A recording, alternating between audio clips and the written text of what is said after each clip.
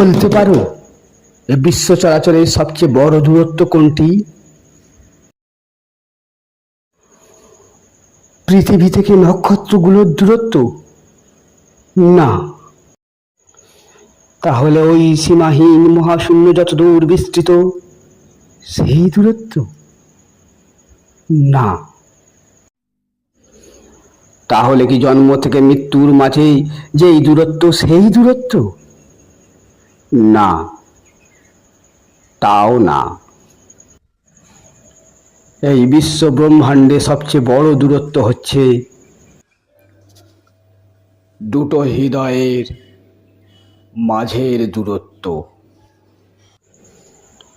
যখন একটি হৃদয়ের গহীনে আরেকটি মানুষের জন্য বিরামহীনভাবে হু হু করে রক্ত নদী বয়ে যায়, অথচ সেই আরেকটি মানুষ, সেই মানুষটির অতি নিকটে থেকেও থেকে যায় অনুভূতিহীন, নির্বিকার, হৃদয় শূন্য।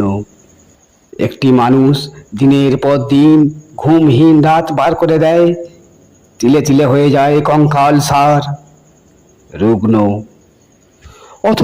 অথচ সেই আরেকটি মানুষ তা জেনেও স্বার্থপরের মতো থেকে যায় উদাসীন, ভাবলেশহীন, মমতা শূন্য।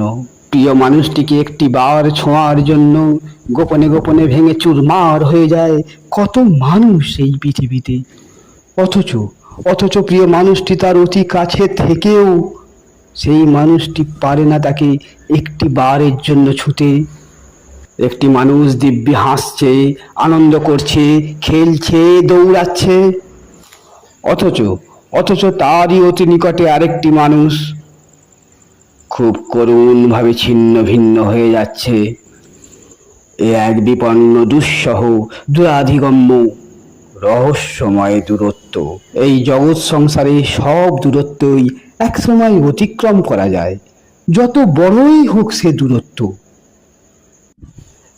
কিন্তু দুটো হৃদয়ের মাঝের এই অদৃশ্য, দুষ্প্রবেশ্য, অতি কাছের দূরত্ব কখনো অতিক্রম করা যায় না। দিনে দিনে তা ক্রমান্বয়ে বাড়তে বাড়তে এক সময় তা হয়ে যায় ম্লান, নিশ্চিহ্ন।